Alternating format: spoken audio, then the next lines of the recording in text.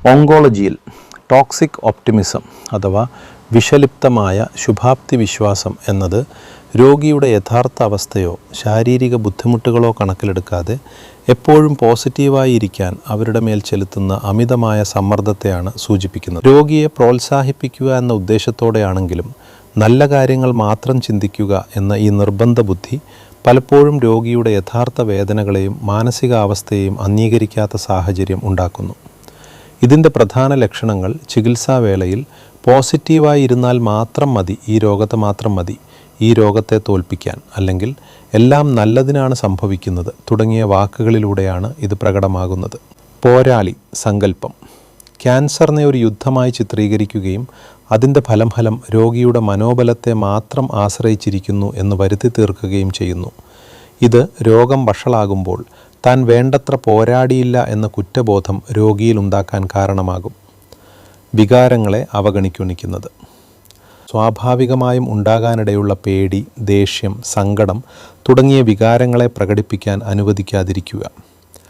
തെറ്റായ ധാരണകൾ പോസിറ്റീവായ ചിന്താഗതി കൊണ്ട് മാത്രം അർബുദകോശങ്ങളുടെ വളർച്ചയെ തടയാം എന്ന ശാസ്ത്രീയമല്ലാത്ത വിശ്വാസം രോഗിയിൽ അടിച്ചേൽപ്പിക്കുക. രോഗികളിലുണ്ടാകുന്ന പ്രത്യാഘാതങ്ങൾ അമിതമായ ഈ പോസിറ്റിവിറ്റി പലപ്പോഴും ഗുണത്തേക്കാളേറെ ദോഷമാണ് ചെയ്യുന്നത്.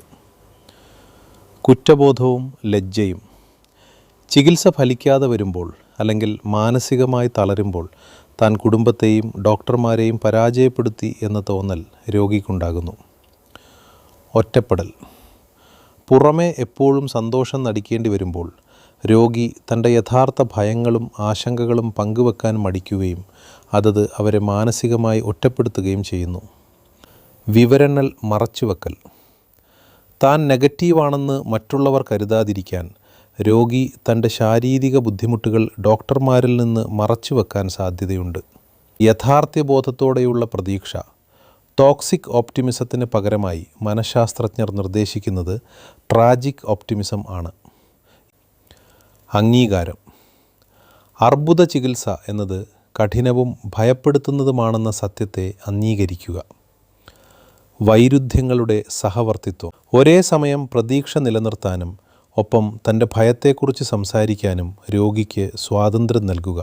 ഉദാഹരണത്തിന്, ഈ പുതിയ ചികിത്സയിൽ എനിക്ക് പ്രതീക്ഷയുണ്ട്, അതേസമയം തന്നെ ഇതിൻ്റെ പാർശ്വഫലങ്ങളെക്കുറിച്ച് എനിക്ക് പേടിയുമുണ്ട്. തുണയായിരിക്കുക രോഗിയുടെ മാനസികാവസ്ഥ മാറ്റാൻ ശ്രമിക്കുന്നതിന് പകരം അവർ പറയുന്ന കാര്യങ്ങൾ മുൻവിധികളില്ലാതെ കേട്ടിരിക്കാൻ തയ്യാറാവുക.